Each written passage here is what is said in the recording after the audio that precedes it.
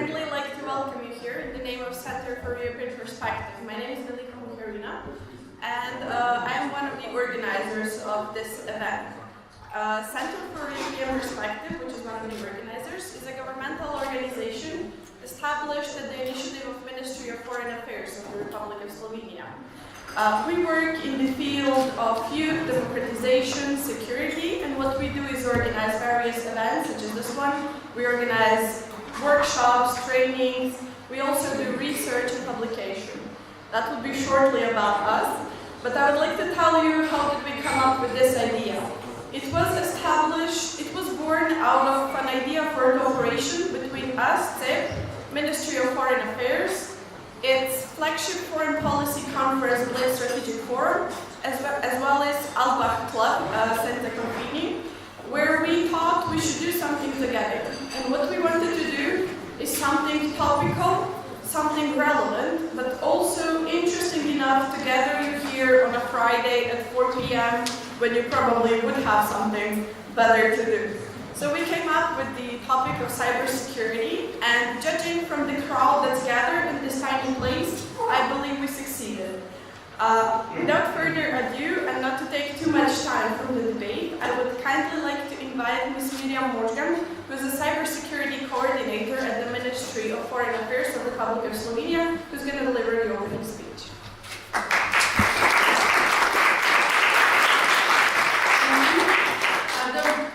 Don't expect much. It's not going to be a speech, just a short saying hello. I would like to welcome you all and thank you all for coming. Thank you, Ambassador, for coming, and also colleague from the Diplomatic Corps. I come from the public relations background, and you know, it was a common knowledge if you want to kill a nasty story, or if you want to kill a story, just release it on Friday afternoon, because everyone goes to weekend vacation and no one will report after it. So bad news should be delivered on Friday afternoon from public relations point of view. So that's why I'm really thrilled to see such a big crowd on Friday afternoon.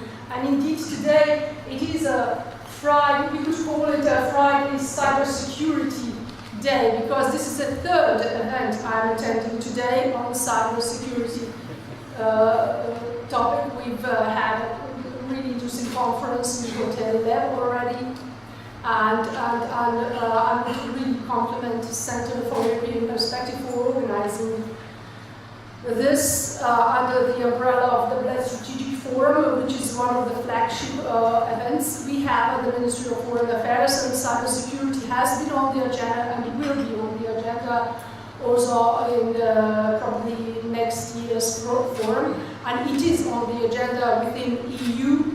Right now, I just returned yesterday from Brussels. We have a lot of coordination going on. Our friends from Estonia are keeping us busy.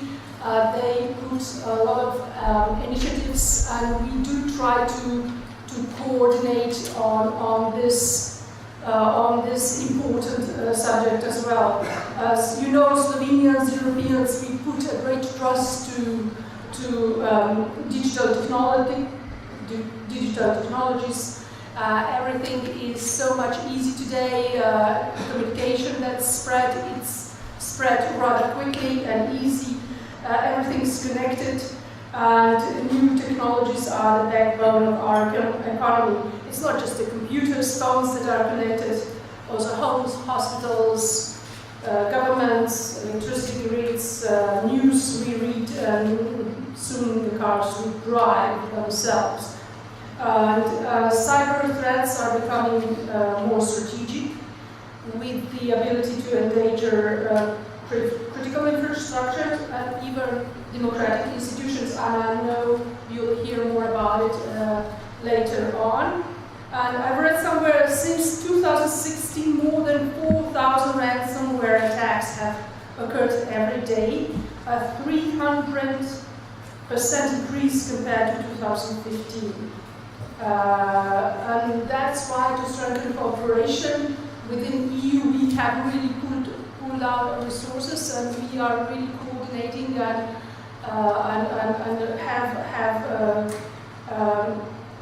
already accepted several proposals from the EU Commission, who proposed this September a kind of a safe cybersecurity package, even to cooperate even more closely on the field to better protect European citizens. EU-NATO will even cooperate closer on cyber defense, also on research, innovation. We've had already several exercises, so there are some other plans. And Slovenia is part of that, and will continue also within in international arena to promote open, free and secure cyberspace, as well as to apply international law and competence building measures in cybersecurity. But everything starts at home, as we all know. Culture, cyber hygiene starts at home, and that's why in our cybersecurity strategy there's an important paragraph dedicated to raising awareness, to putting cybersecurity also into the education, into the curriculum. And this event also serves to raising awareness on the importance of cybersecurity. And that's why I'm really happy that this event took place, but I'm not going to tell what we are doing on the domestic front, because I come from the Ministry of Foreign Affairs. And we have really great experts who will talk about that today. And I wish you a really interesting discussion, and thank you for coming.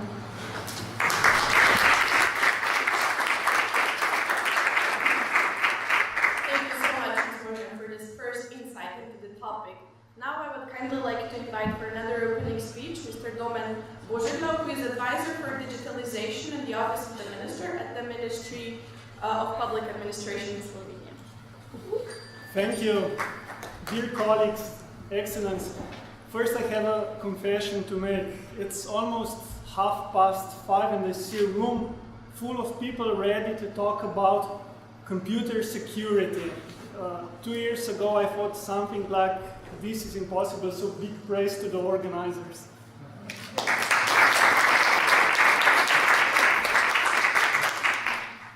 We've been tackling the cybersecurity, I think, all the way from the beginnings of the internet. We have ENISA on the European level. Our Slovenian CSERT is actually celebrating 22 years of successful work, so it's no wonder that such topics are hot issue, because digitalization today is also hot issues. What's happening? What are the mega trends? A lot of data, everything today, everything we do relies on computers, relies on artificial intelligence. So this is why also the other side is getting stronger. We are curious whether there will be problems with all this new technology that comes in hand. On the government level, we're already working hard on these issues. For instance, we have centralized the state informatics, and we've put special stress exactly on cyber security. We're upgrading the capabilities of national search centers. We are establishing the central body which will tackle all the cybersecurity issues in the country, but still, as we'll also hear, there is a lot of work in front of us. For instance, with the new legislations, we'll have to implement the Network Information Security Directive in our legal system. This is something really big also on the European level, which will have to be done, and we'll also have to facilitate all the teams that work in the country, and we'll also have to secure human resources and also the funds. But I think that the whole overlook of the cybersecurity in Slovenia is quite good. For instance, we have already established really good international reputation. Here I would again like to praise our colleagues from CSERT who won the award for the best awareness program regarding the cybersecurity in Europe, which is, I think, really great success. And we also have really strategically important resources here in Slovenia. I'm not sure whether you're aware, but Slovenia is the country with the most artificial intelligence experts per capita in the world. So I'm really looking forward to the future. I wish you all a pleasant day and successful workshop. Thanks.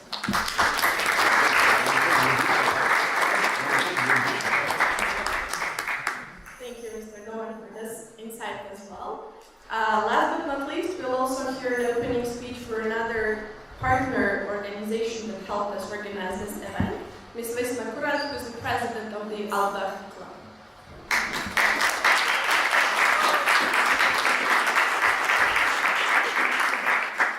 Hi, I'll keep this very brief since I'm no expert on cybersecurity, but very much interested. I'm very happy that so many people come, especially our colleagues from the Forum Alpbach network. To those who don't know, we are regionally based clubs around Europe who represent European Forum Alpbach, which is an interdisciplinary event taking place over 70 years already in August in Alpbach, in Tyrol. And Technology Talks is just one part of this forum. You have also symposia on economics and law and politics and so on. And we decided to organize this event together with Strategic Forum Bled and Center for European Perspective, and we're very honored that they took this initiative and help us to be more visible in the region, especially because we're going to have our 15th anniversary next year. And we hope to have more events like this in the region, talks on specific topics that would be interesting to the public. So thank you and enjoy the fruitful discussion we're most probably going to have.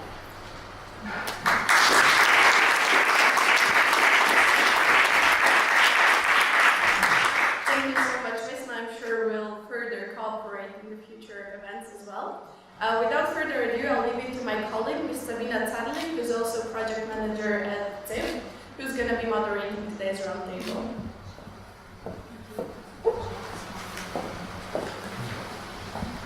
I met Sophia the Robot last week at the Web Summit, and you probably know her. She's the one who is the first robot to get Saudi Arabian or any citizenship in this planet. And it all of a sudden struck me that something that used to be a domain of more or less Cold War related movies, cyber attacks, cybersecurity, cyber warfare, has all of a sudden, or maybe we just perceive it as all of a sudden, became something that we face every day. It's a matter of businesses today, it's a matter of national security, it's a matter of every single individual in this room. Which is why I would like to present to you our today's speakers. On my left, Mr. Daniel Cohen, head of the strategy program at the Institute for International Diplomacy and a researcher at Blavatnik Interdisciplinary Cyber Research Institute. On my right, Mr. Dobran, Director of the Government Office for the Protection of Classified Information. On his right, Mr. Božič, Slovenian Computer Emergency Response Team. And on the left, again, Mr. Peter Gershak, International Business Machines Corporation representative. We're going to start with the basics, with the infrastructure. Mr. Dobran, water, land, air, space is cyber the fifth element. Is it the battlefield of tomorrow, or is it the battlefield of today already? Probably, I don't know. Not tell anyone that I cannot switch on. So maybe you pointed right that maybe 10 years ago we talked only about the cyber regarding the IT experts and what is going through the nets and zeros and ones. And today you said that it's all of us involved in the cyberspace. And I think that maybe 10 years ago countries and criminals decided to use that space, cyberspace, to do the criminal activities or the espionage on the industry or on the state level, and so they expanded space, as we call in the NATO or European Union, in the fifth domain. So we know the land, sea, air and space, and now it's the battlefield. It also recognizes the cyber domain, or we call that now informational environment. It's recognized as a battle space that the countries will conduct the battles, and the criminals are doing their activities, for example. So I think now is switching phase from the IT experts, and we discussed recently that probably the owners or the responsible persons on that switch from the IT experts now to the governmental side. So the government has to control and protect that space.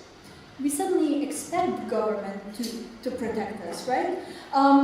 For those who don't know, your background is actually in military, and I believe that although you're not wearing your uniform today, you are still somehow protecting the country, right? You said in a recent interview that you would like to build an effective ecosystem in Slovenia. What would you strive for? What do you work on? Where are we right now in Slovenia? We are preparing legislation, like Dobran already mentioned, and we would like to involve in that ecosystem the individuals or the entities that we are sitting here. So it should be the IT experts on one side, it should be the government here, it should be institutions, the universities and institutions on like Daniel is, and also private companies. So this should be the ecosystem that should effectively work together to protect ourselves, our country, and individuals, of course. If the country started working on it just recently, who worked on that before?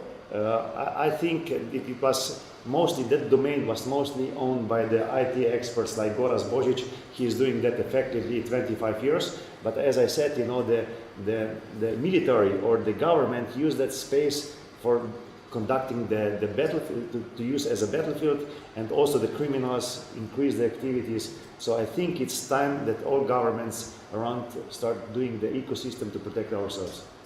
I believe a very important question here is who owns the infrastructure right now?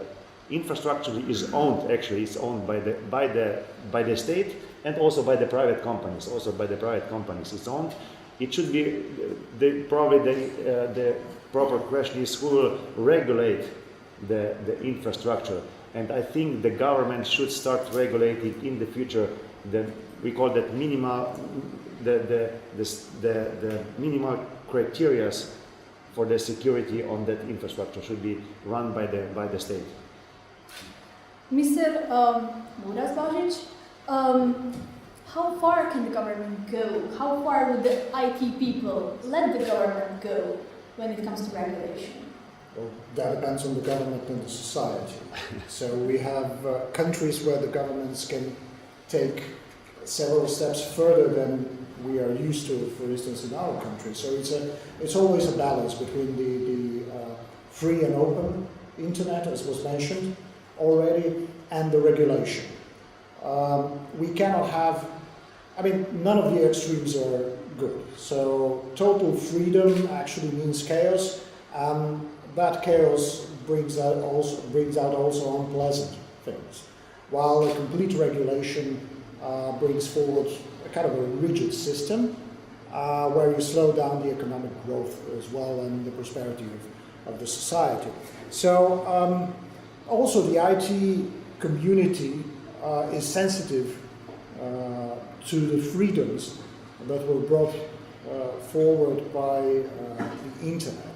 Now, these freedoms are now changing, not only because the governments are regulating it, but because also the big internet companies are looking to get more of our data and make more profit out of it and get a more dominant position on the market. So it's a very complex thing. I would point out that, for instance, Slovenia is one of very few countries where we have the net neutrality written in the law.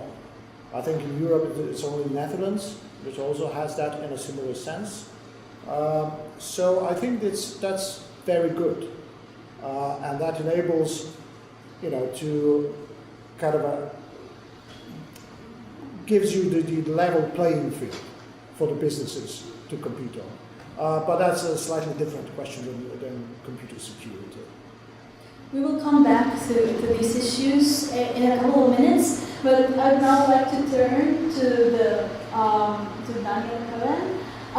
What's the situation in Israel in this field? Some would say that Israel is a cyber powerhouse of the planet and very progressive in this field. What's the situation with the infrastructure? How would you compare it to the situation in Slovenia? And what's your take on the regulation, especially? Okay. First of all, thank you for hosting me, and thank you all for joining us today. Now the situation in Israel, Israel I think is very advanced in cyber. Everybody I think knows that. We have more than 300 startups in cyber. Huge company, medium-sized company. We have a lot of international companies like IBM that have research and development centers. And Israel actually, I think the biggest export of Israel now is cybersecurity. And we're talking about billions of dollars.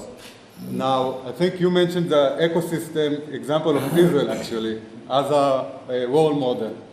Now yes, we do have an ecosystem of mutual platforms between industry, government, and academy, being able to work together and to take a few steps ahead, maybe from a lot of other states, the cybersecurity industry or the defense industry. Saying that, I want to go back to your other question that was set to this gentleman here before, regarding maybe not the future, but is it the battlefield of the future? So I would like to say, and I will relate it to Israel later on, that I would like to give the example of Lumiere brothers' first film ever, 1986 in Paris. There was a film of the brothers Lumiere called The Train is Coming to Town. Now people were sitting in a hall exactly like us, and for the first time they saw this white screen, didn't understand exactly what they are looking on, and then they saw a train coming towards them. And it looked to them that the train is coming and will run him over, and people freaked out, and some of them like ran away outside shouting, there's a train coming to us, didn't understand this phenomenon. Now, after the Millennium Bug, after the 9/11 terror attacks, I think there was an assumption in the world that the next big, it was, quote, I can quote the Secretary of Defense of the United States back then saying the next Pearl Harbor will be in cyber. For years, we didn't see it happening. It looked like a bubble, like space wars in science fiction looked like lasers shooting at us from all around. And most of the cyber incidents were pretty esoteric. But if we look and analyze during the years, we see that it's really coming to take this gap off, and we started to see real threats by states mainly, but also by other actors like terror organizations, activists, but mainly states, and we're starting to see incidents that are a red alert for us to understand that there could be a real escalation that will start in a cybernetic war. Maybe we stay in a cybernetic war, but there's a good chance to become a kinetic war. Now, Israel, if we're talking about our infrastructure, we suffered from a few attempts by other states. I think this is one of the things that made us understand that we need to spend a lot of resources in cyber defense. So we restructured the whole cyber defense platforms first of all, between the military and security establishment with the government. But also, I think this is one of the triggers for our great success of ecosystem. And for now, yes, we are pretty one of the powers and leaders in cybersecurity. And I think what we're doing now in Israel, we're reorganizing again our cyber defense to the civilian sector. For one side of it is awareness to the people, how to conduct, even how to use the phone, but mainly the structure that will be to provide them better protection by private companies and by the government. And time will tell if it works, but for now it seems like a good model for the near future. Israel is among the few countries on this planet that is actually capable of cyber offensive besides the US, China, North Korea, Iran. Is that the trade that you were talking about? No, I didn't talk about the offensive cyber capabilities. I think there are a lot more states that have offensive capabilities. Could you explain it a little bit more? There are a lot of states that have offensive cyber capabilities, but I like to categorize it in 3 levels. There will be a basic level, attacks against sites on the internet. This is simple, everyone can do it. Every one of you can go into, just Google it and find simple tools to do so. I know people attack their friends for fun, and a terror organization can find on the shelf better weapons that can be used for that. This is one step of it. Another layer will be informational systems, and another layer will be against critical infrastructure and against industrial systems. Now here, where it's become more sophisticated, you need more resources to do so. You need technological capabilities. You need good people that studied it in the academy or in an autodidact way, but are really good on it. You need a lot of time, efforts, and a lot of money to do so. I think you mentioned some of the states that do possess offensive capabilities. One thing that we saw recently, that if cyber was very classified and no one talked about even the possibilities that there are offensive cyber warfare weapons, in the last year we see it differently. If we look on, I won't talk about Israel, I will talk about the Trump administration. I'll give you an example. Just lately, the Trump administration admitted that they are attacking the North Koreans in a DDoS attack. Now, DDoS attack, as I said, is very, let's say, simple. They have, of course, many much more powerful cyber weapons to deter the North Korean or even use against them. But I think this is a sign for the North Koreans. Look, we have superior weapons in cyber that can be used against you if you will try us again. Now, why did they do so? It can be part of actually aiming to a third country like Russia or China, for example. But this shows us, indicates us, that people in governmental positions started to speak about offensive cyber weapons. So this is something different from the past. In the Israeli aspect, it's no secret. It was published that we have in the military branches that focus on offensive cyber weapons, preparing mainly for wartime, not for, they won't attack during regular times like now. And we have a big different defense branches in the army that are mainly defending the army. Now, I don't think this is something any unusual for any other state. The Brits have a strategy for 2016-2021.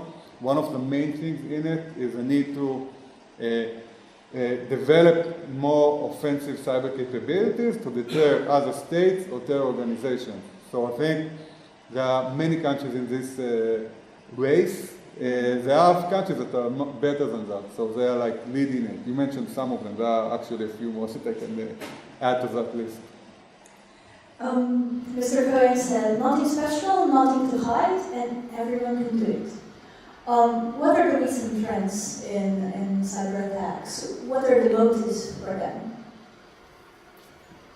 Well, I think we can split them on one hand, you have the organized crime where the motive is money, and then you have the state-sponsored attacks, where the motive is disruption, support of other operations by the state. And the first one that I mentioned, the criminal aspect, has been known for a long time. What we have seen in the last 20 years, maybe, is a somewhat diminishing role of the traditional hacker. Now, back in the 90s, the hacker was a teenager who was, riding the cyberspace, to use the metaphor used by William Gibson, who, I don't know, he invented the term, but he used it in his science fiction novels. And for a long number of years, that was the dominant image. A male between 15 and 25 years old, not well skilled in social manners, withdrawn, introvert, and so on. Nowadays, we talk about organized crime. The motive is money.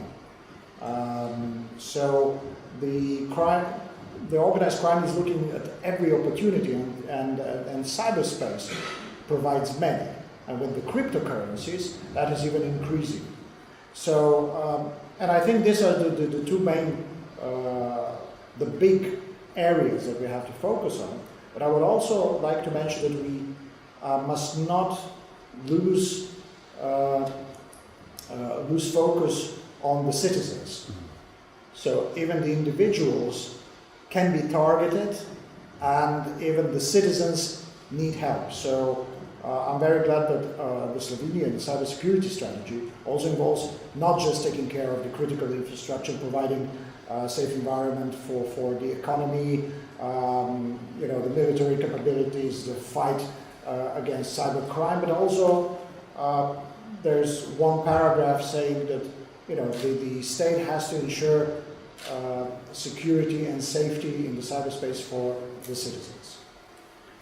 And when we speak about citizens, we can also think about the businesses, I believe. Quite some of the recent cyber attacks have had an immense impact on business. There was, just as one of the recent cases also in Slovenia.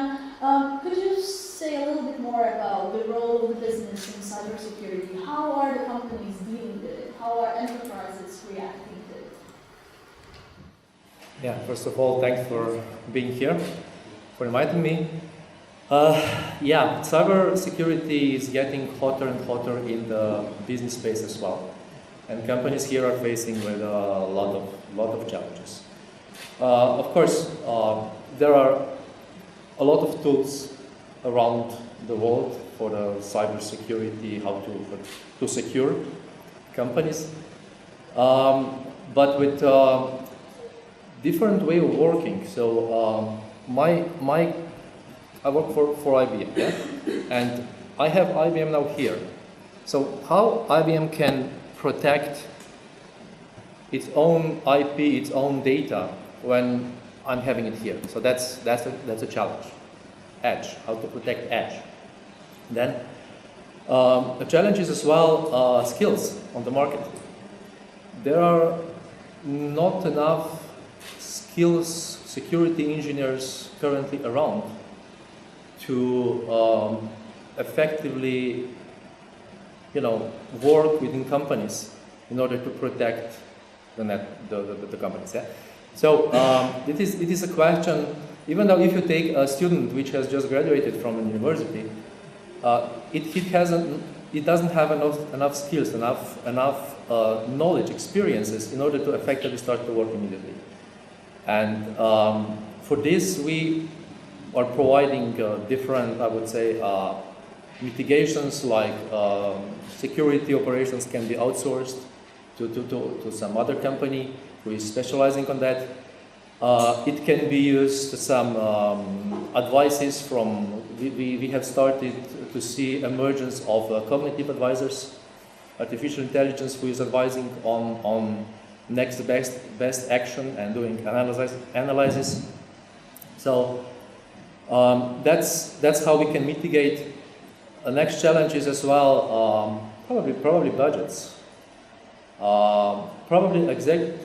Some of the executives in some of the companies, they are still not aware how cybersecurity is important, and that they can effectively, in a few seconds, few minutes, they can lose the brand name, the company, So that's as well a big challenge how to enable.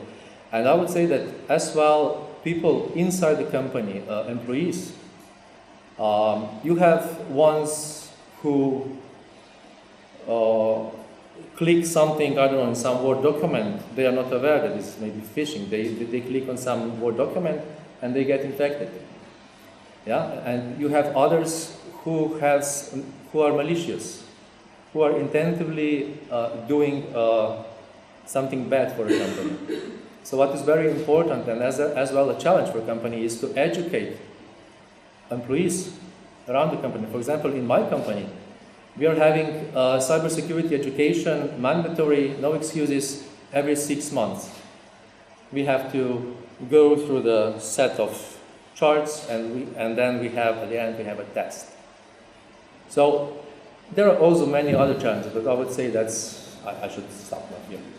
However, throwing money at the problem is not necessarily the solution, right? But there are statistics that show that more than half of the countries, the just suffered a cyber attack in the previous year are not planning to increase their budgets for cybersecurity in 2018. How would you comment on that? Are they doing enough? For the business, is always how much is the threat of security of cyber attack, how much is the cost of this to the business. If they will lose a lot, then they will protect more and better. It's simple as that. It's like we will come to IoT. If you think that really that's something critical, you will need to protect it a lot more than something else. But maybe one more reflection is that what I heard recently, that companies, a lot of companies, they don't have security incident response plan. So if security breach attack has been happened, what's now? Okay, and what now? If a board member has malware on his computer, and who is authorized? Does the company have somebody who is authorized to say to the board member, you have to re-image your computer, give it to me immediately? You know, it's like firing out the board member. This kind of stuff. If he has something to lose, we are going to be prepared. Slovenia has a very well-developed information system. Are we prepared? If an attack happens, what do we do? It's first you call CSORT, and they can help you. That's the easiest solution. No, we are actually, it's not just Slovenia, it's Europe, and it's the world. We are building that system. We are probably behind, like many countries in the Europe is behind, because it's really hard to keep pace with the criminals, because they don't have any issues, they don't have any legal obligations to follow and so on. But Goras mentioned before that it's criminals attacking us, of course. But on the other side, it's states attacking states. Espionage, many companies, now you can see for example, United States and China, it's really, the China is closing gap in technological development, because it's information that they stole many data from the companies in the United States, and also the espionage is really high, and it's now, because of that, states should be involved in the defending that. So we are building that ecosystem, and it's really hard to keep pace with the criminals and with the highly developed states. But I believe that we have good approach, good path, and that if we are following that, probably in a few years we can be capable of defending our country. But I have to point out that even in European countries, developed countries, are behind, and we are keeping pace on all spectrum. However, next year in May, there's an important deadline coming up. The EU directive has to be implemented. Where are we right now? We are on good path, and I think the legislation is in the final phase. I believe in early January or February will be in the parliament, as probably it will be in the parliament. So we will adopt the NIS directive, and also with that directive we will establish the ecosystem and give the basis for that ecosystem in the country. And probably we will be one of the first in Europe actually to do with the entity and the legislation in place. Could you explain the effects of the directive a little bit more? It's telling who is the critical infrastructure in that area, what is the minimum standards, how we should be organized, how the reporting system will go, and who will be responsible, single point of contact, and so on. So everything is there, and in addition to that, we are putting also the entity who will be responsible for that with the tasks of that entity. Cyber attack happens. The state calls Senza. What happens now? Yes, either the state, the individual, the company, whoever can send an email, preferably, or pick up the phone. But we usually need data on what the attack was about, log files and so on, so mail is more convenient. We do the triage. We evaluate what has actually happened. Is this a security incident, or is this just some sort of malfunction of equipment, which is also going on? Then we compare that to the expertise that we have, our we build the situational awareness, what's going on in the country. We're familiar with what the current attacks are, what the defenses are, and what are the procedures. But mostly you have, after you get a notification about an incident, you do the evaluation of the incident, and then you work on investigating the incident, and then limiting the damage, and then restoring the system to the previous state. And at the end of it, there's a report, lessons learned. We contact the necessary other authorities, be that the law enforcement, various government offices, it can be information commissioner's office if there is personal data leakage, and so on. So we communicate with all these other stakeholders, and this is roughly how it looks like. What's the amount of such attacks that happen? How many times your phone rings? 2,000 per year.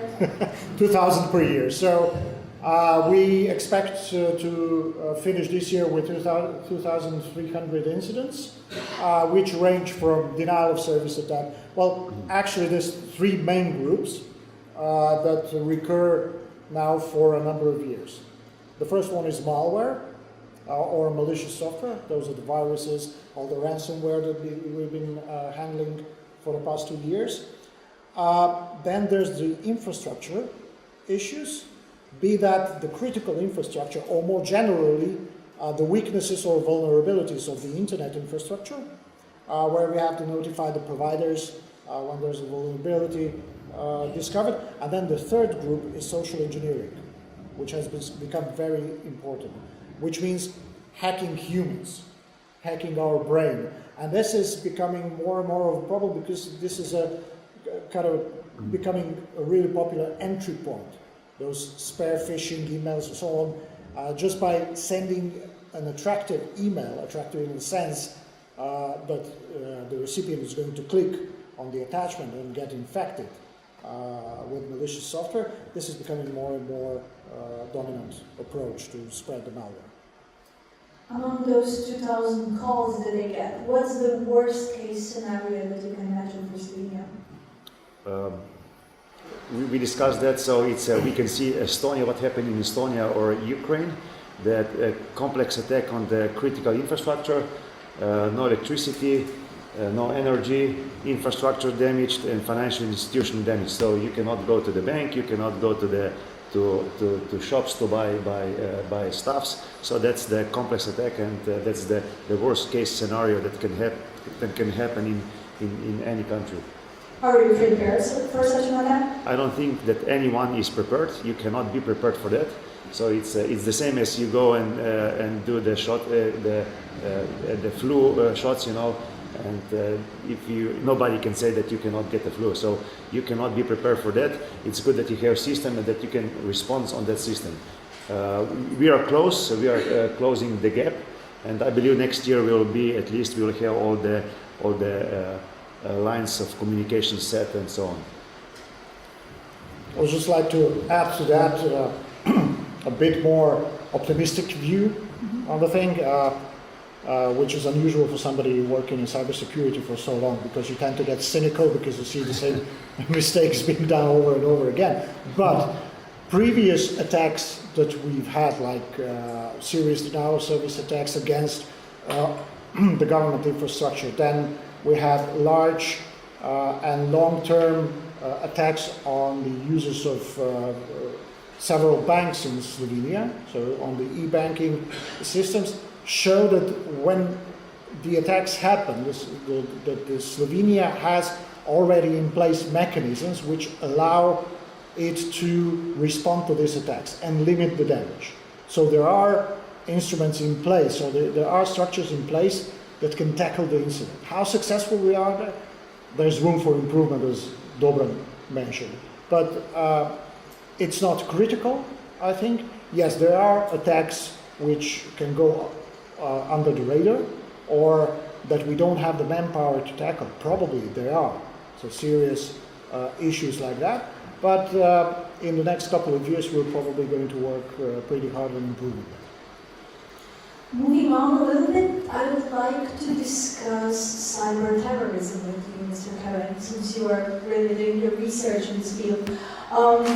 We see a lot of instances, either with recruitment of terrorists online, either the use of social media, digital tools for such a recruitment for production of terrorism. Where are we right now, and again, what are the scenarios that you can imagine, and how can we prepare for that? So I guess you meant to talk about ISIS online activity mainly, right? So this is Could be one of the examples. Okay. So if you look on what happened in the last few years, we see the trend now of ISIS, and I will explain why it happened. It's going down under now. It's going to the dark side of the internet. We see more operation of them in encrypted areas, like inside mobile messaging like Telegram, and also in the darknet and in more exclusive jihadic forum. So I can say that we contain this phenomenon for now. And why it happened? A couple of reasons. First of all, the lost territory in Syria and Iraq. Most of energy went into fighting. But also in the fighting, at some point, the coalition understood that it's not enough to fight them on the ground, because the Americans admitted at one point that they kill a lot of ISIS fighters in Syria and Iraq, but it's always the same number of people is being recruited afterwards, so they can't take it down. And then they understood that they need to look for a different approach. So what they started is something that is now, they laid a foundation for the now counter attacks against influence of political reasons that we see now, like the elections in the US and in Europe. It actually started in the western side against ISIS, and it started with the responsibility of the Department of State in the US, and also more programs in UK and in the EU, to counter narrative ISIS, to fight a network with another network, to publish online materials that can persuade people not to go to be radicalized and go in the ISIS way. Now, I had a lot of research on it. I saw the numbers of it. Some of them looks pretty good, like a YouTube video of State Department persuading people not to go to Syria. Complete failure in the end of the day for me. I think it didn't succeed, and they understood it also, because they reorganized their centers that were taking part of the fight. I don't think that they know how to speak in the same level of eye from one side of it, but on the other side of it, they didn't know how to make their content go into the right targeted audience. So the numbers were pretty low if I compare to the millions of people that were exposed to ISIS, and I don't mean people that saw it on the news like us, or saw beheaded videos and so on. I mean people that can be really influenced by ISIS and gain a motivation to take part in this fight, even if from the million it's only thousands. So something really interesting happened. At some point, the responsibility to counter ISIS online switched into the security establishment of the Americans. And for the first time, we saw an offensive cyber operation by the US Cyber Command. It's a pretty new organization that became operational like a year and a half ago, something like that. And they for the first time took part in the fight against ISIS online. And what they did, they started to use cyber warfare weapons to shut down servers, and it was a big dilemma for them because a lot of the time those servers were in other places around the world, so they needed to contact other states to actually receive a permission to act on those lands, and this is another problem with cybersecurity. They also started to target command and control systems of ISIS, so if there is effective communication on the ground, it will assist the fighting against them. And the third part was the manipulation of communication between members of the organization, and also understanding who is an influencer, who is a recruiter in the organization, and then gather information on him. In some cases they targeted them, in some cases they put them in jail. So this together with the counter-narrative that at some point become better after the first failure, because they started to outsource to work with private companies. Private companies can be a PR agency, but it can be also a company that knows how to target audience online on social media platforms using data science or network science and so on. And they really found ways to become better, and I think this is one of the reasons ISIS is now went under and contained and mainly in encrypted areas of the internet. Could you see cooperation between the state authorities, the agencies, such agencies as you mentioned, and corporations that are behind social media, for instance, Facebook, Twitter, Instagram, or Google Jigsaw projects, for instance, Abdullah X, etc. Is there some kind of symbiosis between them? Mainly conflict. I wish they had an initiative like the X one of IBM to be a platform that will share information in cyber world, for example, also in this influential cyber world. I don't think there's such a good cooperation between those companies from one side and government from the other side. And I think the reason is pretty clear. The privacy and freedom of speech question is on the table here, and if they will cooperate with them, especially after the Snowden affair, they actually admit that the government is spying on those platforms. If we look on after terror attacks, some companies did cooperate and share information. Facebook, I know, shared information with the European states after attacks in Belgium, in Paris, in UK, and so on. Other companies, by the name of freedom, didn't want to share information because they said, look, we understand the situation, but for us to sacrifice our values and provide this information is problematic because we want to draw a clear line between us in that aspect. Of course, Jigsaw and other initiatives have their own effect, but I don't see any correlation with governments doing so in that aspect. It's mainly private companies with their own initiatives. There are a few cool ones, like Jigsaw. Jigsaw is a co-company of Google. That what they do, they take the Google advertising system, and if someone writes on Google, I love ISIS, for example, the first recommendation will be, they will try to traffic into videos that will persuade him not to get radicalized. So the first thing that we will see will be something that will look like ISIS, but when you will press it, you will get into a video of Jigsaw. YouTube also has some cool stuff regarding that. So I think it's very effective, but nothing to do with government. Nothing to do with government. Let's ask business about it. What's your experience? What is IBM doing here? So you mentioned exports exchange, yeah? Yeah. When you mentioned, yeah. So that's one example how we share information. So everybody can log in as a guest or create an account on the exports exchange portal. And basically the mission of exports is their research. And they are researching on threats, on malware, and so on. And then they are publishing this there. So everybody can read, can educate. The next one is as well, they can upload malicious stuff. So we can tell them what's in there. And as well, one interesting functionality is, so we are running like, I think even less than 30, I don't know even the number, security operation centers around the world. So 8 are big ones, others are smaller. And all these security operation centers, so X-Force is gathering the data, what is happening among clients in terms of security events. And then they are building a heat map. So each time you can see which country is affected, to what extent, with what kind of virus, malware, ransomware, or whatever. So that's one example. Could you see cooperation with the government institutions, or is it working in silos? Yes, I can say yes. Governments are very, very much interested. So I cover Southeast Europe as Chief Technology Officer.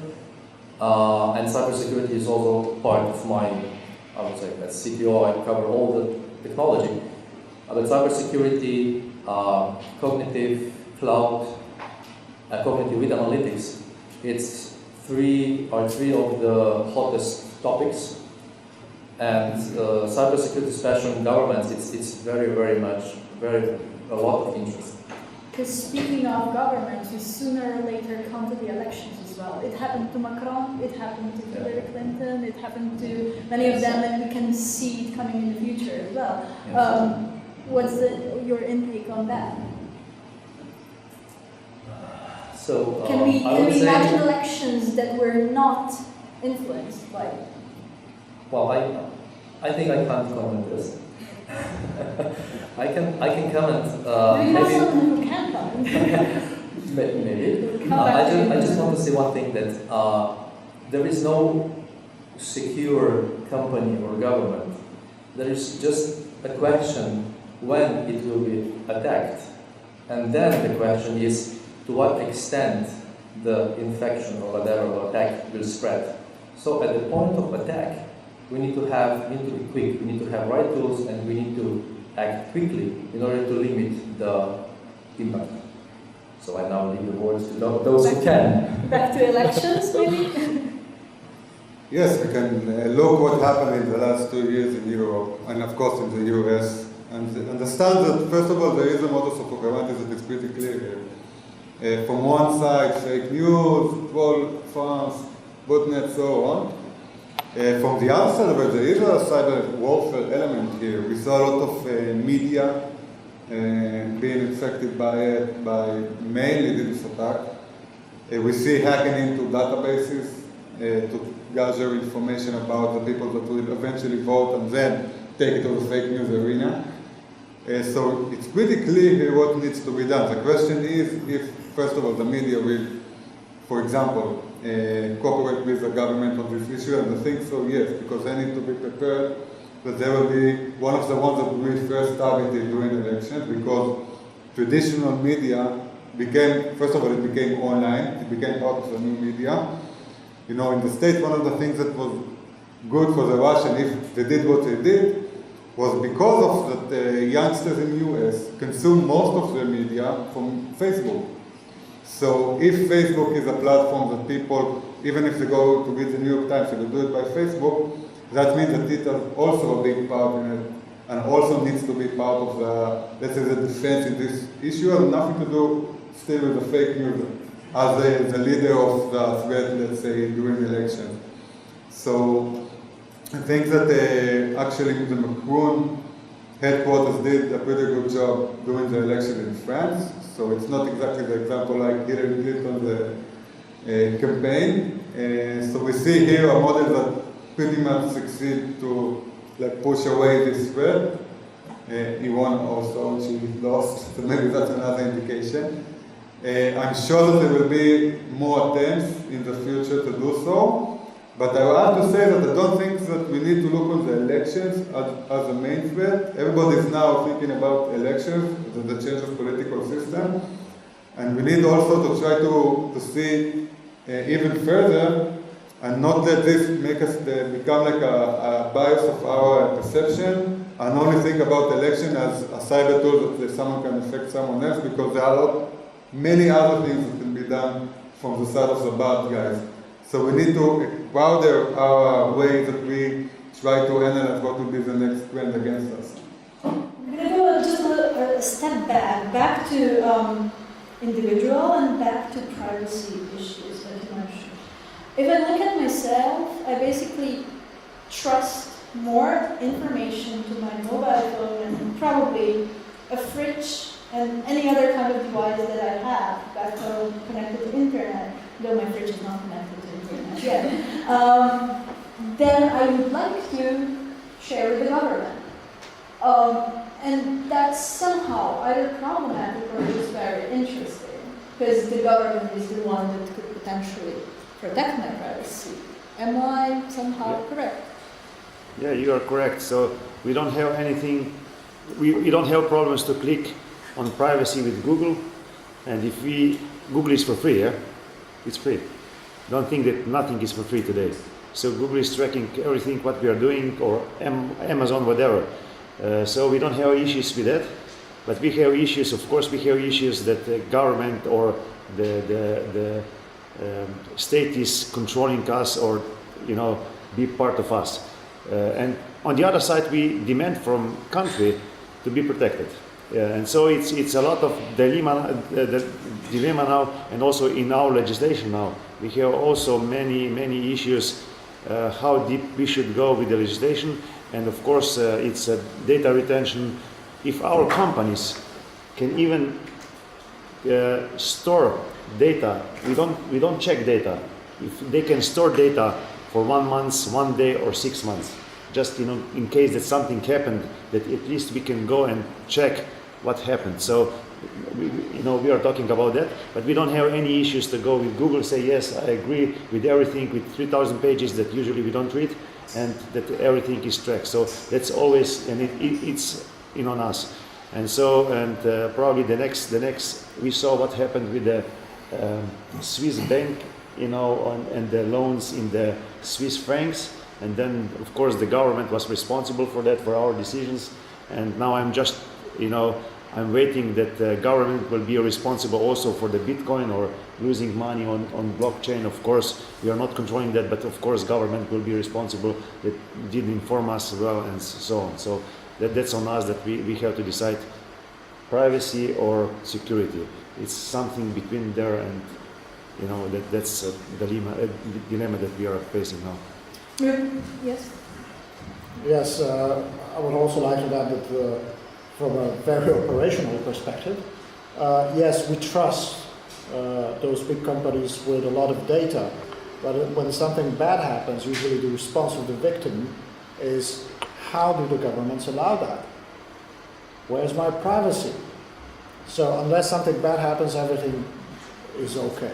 And if I may just add something about the elections, I wrote a lot of articles about that, and the security community is very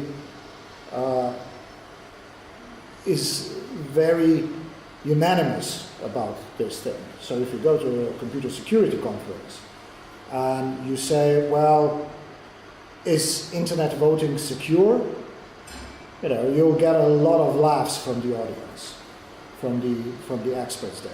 So, but you have two sorts of attacks on the elections. One is again related to social engineering. This is propaganda, manipulating the voters' point of view, and then there's the technical attacks. And there are currently no internet voting systems which can be labeled as secure. So we have to be careful. Maybe the blockchain is going to provide some more mechanisms, but there's a long road ahead of us in internet voting. We're not there yet. But speaking of blockchain, could you see a more secure way of conducting other businesses, financial flows, elections? Currently, the technology is enabling to have a shared ledger. So you distribute the same ledger amongst all the participants in the blockchain.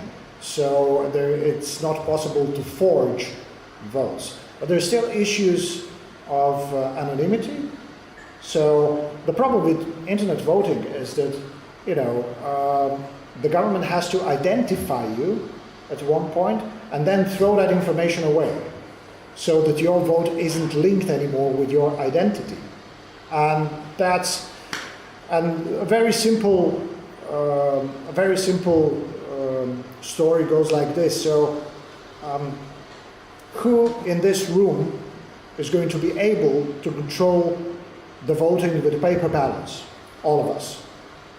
So put us in a room, we'll be able to count the ballots, look inside the box, see if some of them are down on the floor, and so on. And who of us can guarantee, when faced with a rack of servers, that the internet voting system is secure? Very little people.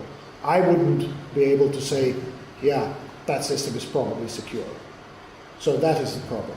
This technology is so complex that we cannot guarantee the safety of the voting. That's the technological problem, but the other, propaganda and influencing the voters, is a completely different dimension, which we see now in various elections around the world. I would like to go back to my non-existent fridge that knows the exact temperature of my milk in the morning. What else does the Internet of Things bring to us in terms of security? We've, a year ago, I guess, seen the first widespread attack on the Internet of Things. Where do you see it? There are few problems with that, not regarding only the fridge. First of all, we have a lot of very simple things that we buy for our kids, for example, and it will cost us €5, but to protect it in cyber, it will cost us, let's say, $3. So most of the companies won't spend it, okay? They want to earn money to do so. With this crazy example in Germany of the Barbie dolls, you heard about it? That used to record conversation of the parents in the room. The kid has his Barbie doll that has a Bluetooth on it or recorder, and then it goes back to the headquarters of the company and takes actually the conversation between the parents, and then it can offer them something to buy from somewhere else. So there is a problem here, also ethically, but another problem is protection, because this all can be used. In the example that you talked about, it was CCTV cameras, so maybe this is something a bit bigger that costs a bit more. I think one of the threats will be actually not from criminals, but from states like North Korea that exploiting that, taking advantage of the IoT revolution. We saw it actually with WannaCry. We assume today that it's the North Korean behind it. So, for example, for them it can be a good opportunity to strike by IoT and to disrupt, because if we go, as long as we go towards the IoT age, that means that we are even more heavily dependent on our digital space area. That means that there are more vulnerabilities for the bad guys to attack us. It doesn't seem a priority of software developers in for such products, the security. The way I somehow see it is that either they will invest more in the security arrangements when they build the product, otherwise a recall could cost much more and the reputation of the company could be destroyed. But on the other hand, this means investing more, taking more time to develop the product, taking more time to develop secure software. That is right. It's not exactly, maybe the other gentlemen can answer that more briefly. But I have to say that if I look at it from the counter-terrorism point of view, if you take two examples, one is a NIS attack by ISIS, running over 86 people, and we compare it to attack in Germany, where 12 people died. One of the main reasons that less people died in the Germany attack was because it was a new model of a truck that had IoT ingredients in it that made it not being able to go too fast and take people with it on the way. Today we have also cars that can be stopped by a button. So even from the security or physical security, there are a lot of advantage. Saying that, if we go back to WikiLeaks and the NSA weapons that were being, CIA, sorry, weapons that were being revealed, we saw that one of the things that the CIA was testing is how to target someone by killing him in his car, that this car is connected to the internet. So, of course, the bad guys also can do so, and so there's a trade-off here. There are two ways to look at it. Regarding the, Yeah, I can later. Just no, it's with the IoT. I think that's the point where states should step in and put the minimum standards on the products that are on the market.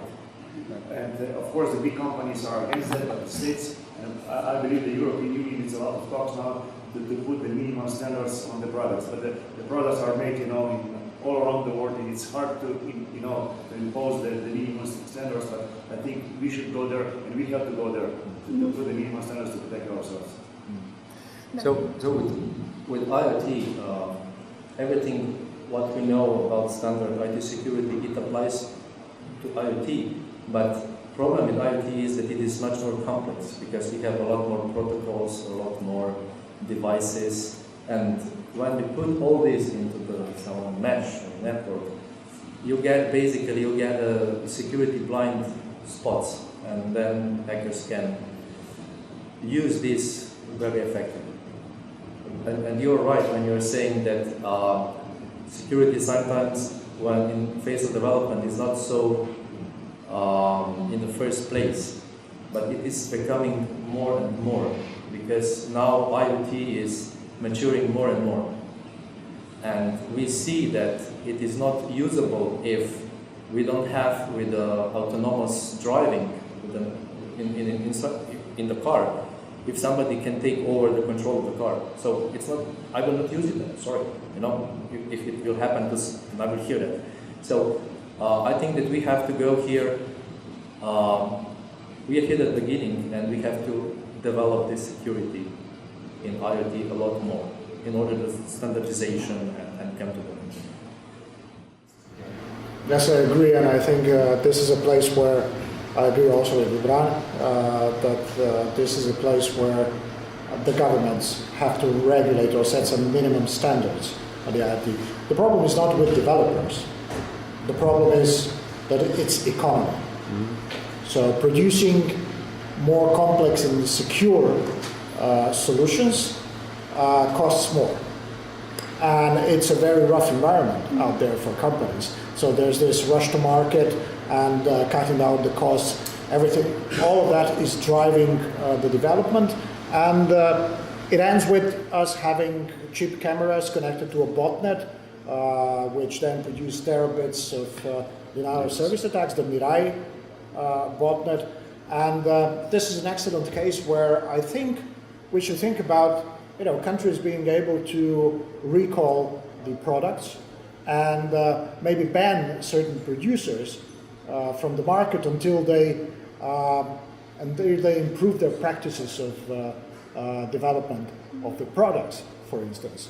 It's not always a popular thing, but I think this is some issue that we need to discuss. And yesterday we had a conference on IoT. The local faculty of electrical engineering here at the university. It was a very good discussion. So there is improvement in the field, technological improvement. So the security is becoming more important in the IoT development. But those are several companies, and it's a very big market, and everybody wants to make the money. Everybody wants to have the next product that's going to be successfully marketed all around the world. And as I said, it's a rough world. It's the economy, and that reminds me that we cannot just look at computer security in isolation. We have to connect it both to economy and to psychology to get the big picture on why things are happening the way they are. Mm-hmm. And just to add, Gorast, I think the IoTs will be connected with the smart grids. And smart grids everything will be interconnected. So the toaster will know when to toast the toast for me, the coffee machine, the refrigerator, and everything will be connected with the power plant. So the power plants, they will know when to produce how much electricity. And that's the idea, and everything will be connected with artificial intelligence.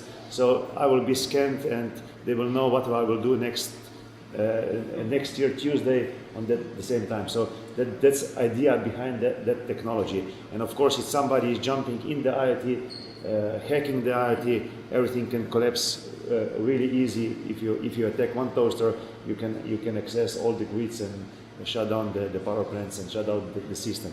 And from my fridge, we came back to the worst case scenario, right? Exactly, we are back in the worst case scenario. No, the worst case scenario is your fridge attacking you and taking over the world. Exactly, that's. Yeah. I do believe that I need to go into the Q&A session right now, because this is getting too dangerous. And then you will be targeted with a rocket. I am almost sure that there were more than enough issues, challenges that somehow make your brain produce questions. Am I correct? Do we have something? Mika in the back. Hi, Mika, postgraduate student of Social Sciences. Now, not much has been said about artificial intelligence And AI is likely to become the cornerstone of cybersecurity in the upcoming years. At least I believe so. And when we frame it like that, the question arises, who owns the AI, who controls it? And my question is, what does, in your view, the future of AI governance look like, both domestic and international, especially international? Who will make use of existing tools, such as the dual-use regime, or will we require something more tailor-made? Thank you. We're going to take 3 questions, I suggest, and then make rounds of answers. Please. Hello, my name is Nick Holt, and I'm from India, as everyone. I live in the city of Gran, so I'm almost a Swede. My question, one of my comments is that thank you for sending the invitation of the cybersecurity through the cyber world. It was, and the moment I confirmed my attendance, I went onto the page and mentioned can't go, so that people should not know that I'm attending cybersecurity through the cyber world. My question is to probably the legal department. I can probably connect you with legal issues. What about if there is a theft of information through the cyber world and it is used eventually by the media? So where, can the media be challenged for using the illegal, the information obtained illegally? So what is the gray zone in that? And secondly, are there any measures? For example, there are secret services going on around the world to check whether another country is planning an attack or an organization, individual organization is planning an attack. So are there some secret agents in the cyber world who are keeping an eye on the bigger corporations, whether they are planning to attack a separate country? For example, can the government implant their people in big companies like Google or even IBM, hopefully not, so that they keep a watch whether their system is being hacked to eventually attack the country? So are there some secret things going on? Please don't tell what it is. Thank you. Another question? Otherwise, you start with the answers. We have AI first, legal theft, legal question about theft of data, and then secret agents. Who's going to start with AI? I can start with AI. So artificial intelligence is interesting stuff. Whatever you're taught in artificial intelligence, it's in there. So we have to teach it what's good, what's bad. And once it makes reasoning, it gives an answer. But it's very hard to go back and say, why is this answer like that? So that's a general problem with artificial intelligence. I can come up to that point. That's it. I can have. Just a quick sentence. I say that artificial intelligence and cybersecurity is a buzzword of 2016. I think a lot of companies made a lot of money from it, and this is where it is for now, and we need to wait and see what happens next. So maybe that's for records. In 2012, actually, we started in military discussion with our Institute Joseph Stefan Artificial Intelligence Lab, how to incorporate artificial intelligence in our cyber world. So, and from that on, I'm working with the Artificial Intelligence Lab, and so that the ecosystem that we are producing is done with them actually. So we will implement the artificial intelligence institutes or dynamics into our ecosystem, and we are doing that. So, and it's really powerful model, and they can predict things. And in Slovenia, we don't know, but we have the largest artificial intelligence capability per person, per capita in the world probably. So we have 180 developers for 2 million people, it's pretty big. And we are running the oldest and the biggest artificial intelligence database in the world. It is done by Texas. I think it's in Texas, and we are running. And they can predict things. Actually, now it's not a secret. They predict for the U.S. media company that President Trump will be elected. They predicted that in July. Clear prediction, so they're pretty good, and they can predict things, what will happen in 1 month. So they can put sensors on the systems and they can predict that. So we are using that. We will use that for prediction, what's going on and what threats are out there in the cyber world. And my couple of sentences on the AI thing. I doubt that there's any clear answers to your questions, because there's an ongoing debate. What we're going to do with the AI, with the robots and so on. Maybe I'll add one thing. So should we tax AI systems and robots?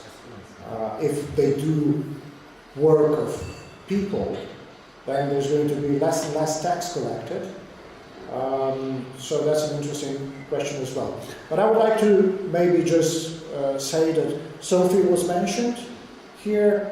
I think that's a very clever and attractive PR stunt where some simple AI is used, and the citizenship is also a PR stunt, I think. So, because the week after that there was one big AI conference, and the keynote speaker said, "Don't worry, the AI is not taking over yet. We have really smart systems, but those are tied to their own domains. It's not like they're going to start walking around and, living on their own." So, AI, it's an interesting question, and I doubt that any of us have really clear answers to that. So we'll have to wait and see how these things develop. A very brief follow-up on your answer before. What we teach them is important, you said. But what we actually teach AI right now is how to beat the human, how to beat us in chess, how to beat us in computer games. Isn't that? Or how to behave in the financial market. Okay. First of all, there is no general artificial intelligence yet. Thank God. In some predictions, there will be 2050. There will be. They will excel at all the points where about the human. You are saying that we are teaching them. So how we see at IBM artificial intelligence is that people are excelling at gut feeling, empathy, and this kind of stuff, and machines are excelling at locating knowledge and similar stuff. So why don't we combine those two in a way that machines will help human?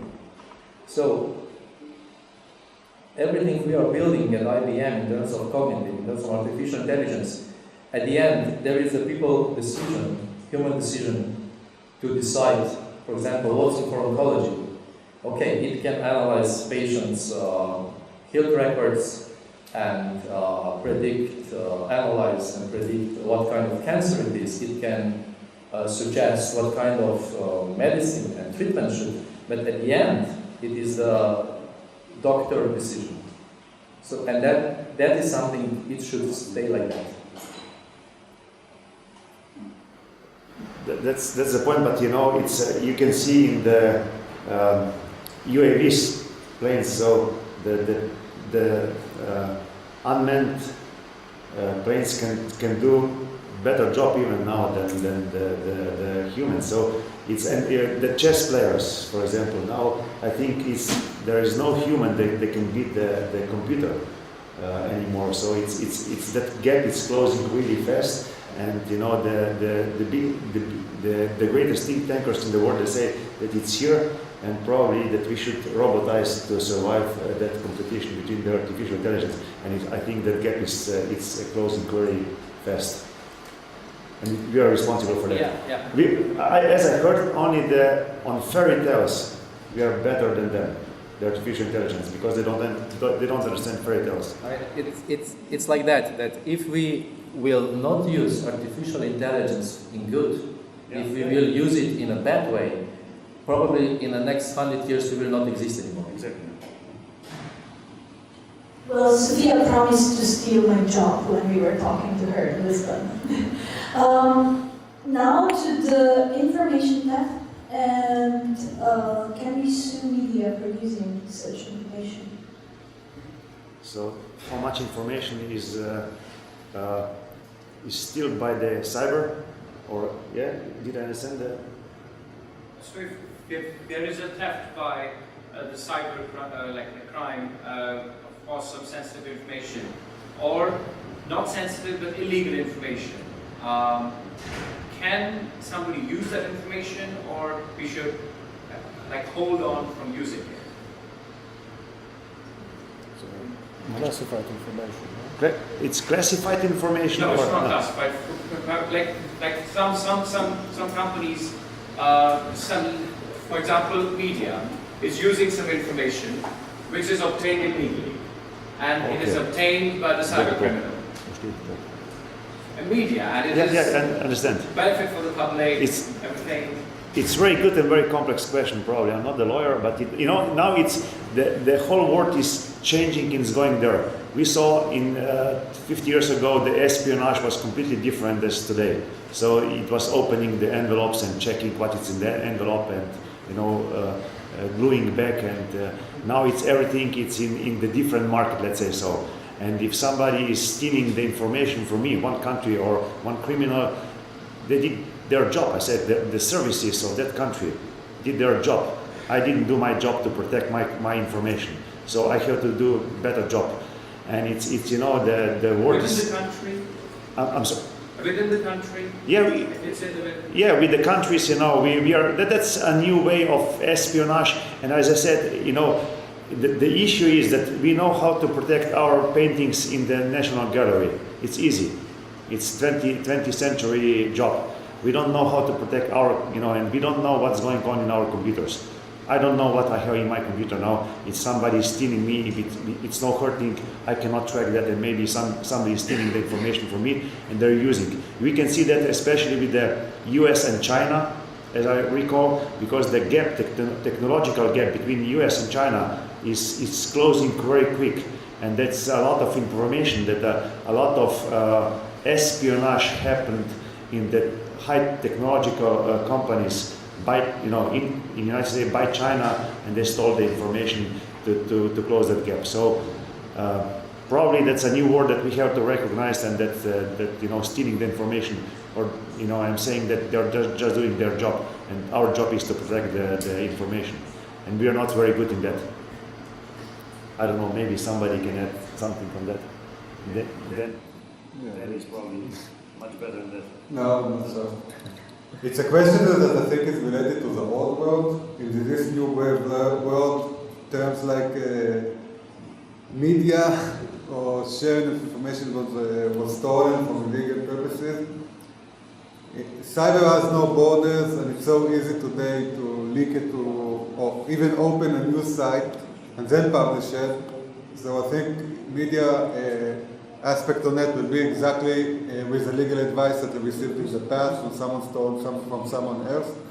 But the understanding today is that you can't stop documents or classified information that is being stolen to be published online, because it will pop up somewhere anyway, and it's very easy to find today things that were stolen somewhere in the internet.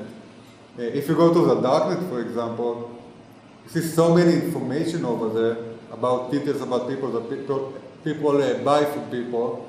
So I don't think that the scenario, there are much harder scenarios that we need to deal to now with cyber, and I think this is something that belongs to the old world.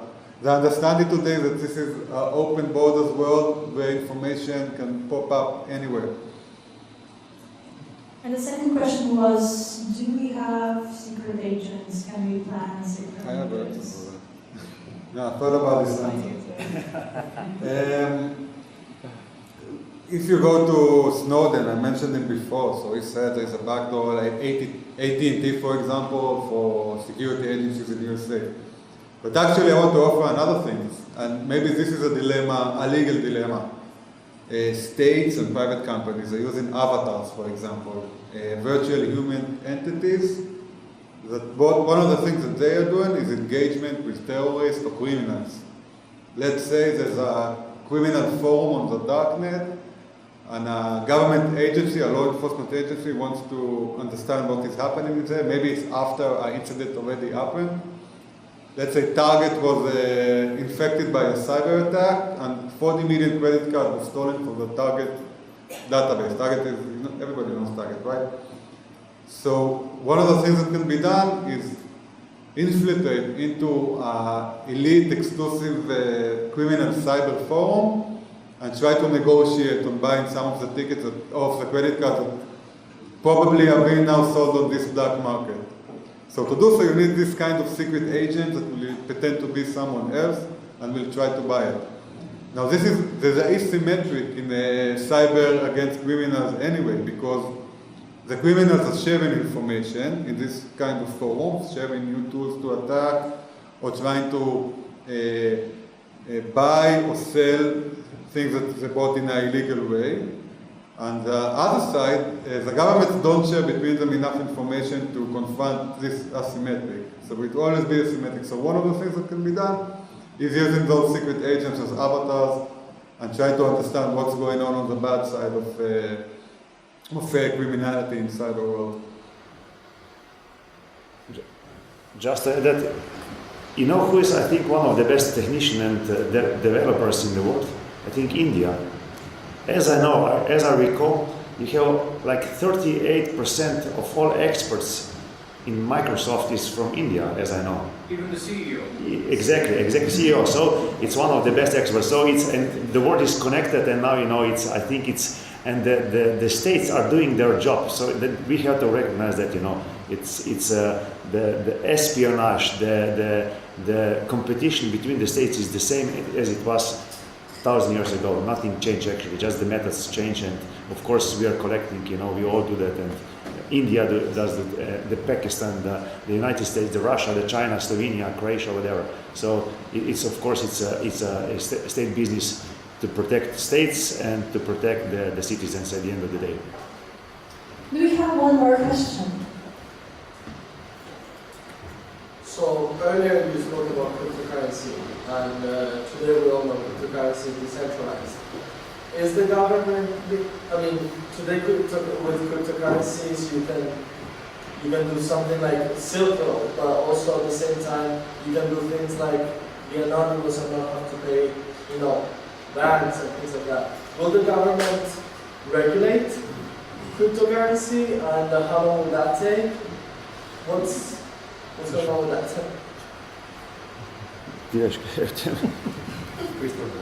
Good question. The governments are beginning to regulate the cryptocurrency. So I think that the Slovenian tax office said that the exchange of cryptocurrency is taxable, so you have to pay taxes for it. That the exchange of cryptocurrencies is not taxable, but mining the cryptocurrencies is.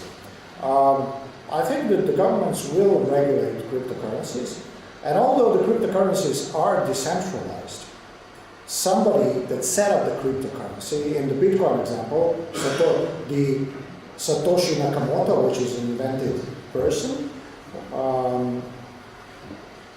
set up the rules how the Bitcoin operates. So somebody is determining the rules, and you can't change that. So it's not the government. You trust somebody that wants to stay anonymous. So you decide to trust an unknown person instead of your government. On the other hand, I think an interesting issue is when we fight corruption and organized crime, we are all about the transparency. So we all want to know where the government money goes, our tax money, which companies then earn the tenders and so on In Slovenia we have this famous supervisor, which is now ERA, the system that was very popular. So we're all big on transparency. But then on the other hand, we say, no, we don't want this transparency. We want anonymity in transactions. So sometimes it's very difficult to think how these two things go together. But to answer your question, I think the governments will be forced to recognize the cryptocurrencies. The smart governments will look into how they can incorporate cryptocurrencies in their own economic systems, but it's going to take a couple of years, I think. So, thanks. I would like to make a comment. What I see is that there is a lot of unclarity among people about blockchain. So we are talking about cryptocurrencies now, which is public blockchain network, permissionless and so on. We have another part of blockchain, which is called enterprise blockchain. It is like Ethereum Alliance or Hyperledger, Linux Foundation and so on, which is aimed to use the technology for making trust among those who are in the value chain. I just will stop here. If you are interested in blockchain, talk to us or go to the internet, but there are two flavors. It's time to conclude. I promise you'll have time to speak to our panelists afterwards, but the very last question from my side, and I would just like a very, very quick round of answers here is, quite a few cyber attacks in the past, WannaCry, you mentioned Petya or not Petya, were targeting or were effective because the software was not up to date. What is your advice to the audience? What is your homework that you give to us? What should we do? How can we protect ourselves? Us individuals or as businesses?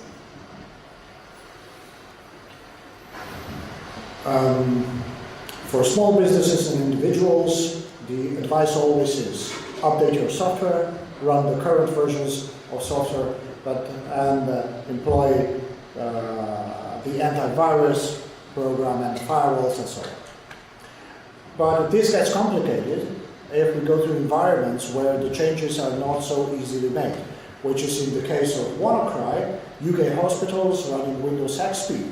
If they would upgrade their system, which controlled, for instance, a CT scanner, they would lose the warranty. So they had a decision to make. So it's not always one answer. It's sometimes a complicated environment, and then you have to invent other measures to do that. But for most of us, yes, when the computer says there's updates waiting, update your system.